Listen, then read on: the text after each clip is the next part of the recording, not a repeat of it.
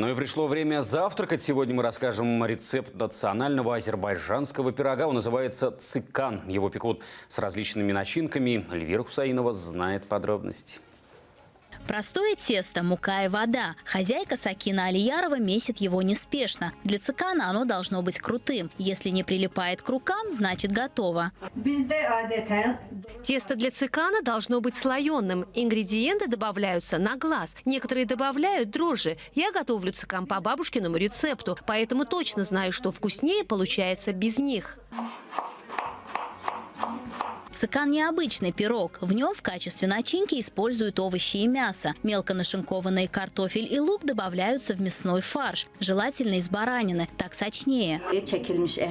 Добавляем соль, перец по вкусу, а еще специальную пряность, которая называется этото. Она придает цикану особый аромат. Цикан заполняется начинкой по принципу «чем больше, тем вкуснее». Но самое важное во всем процессе – суметь переложить пирог в чугунную сковороду так, чтобы он не слипся. Это удается не каждому.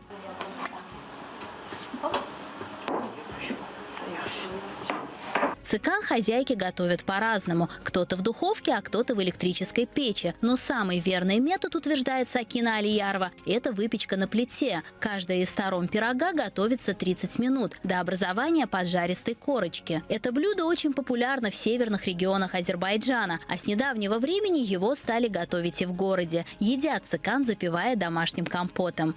Эльвира Хусаинова, Фирдовси Марданов, Мир 24.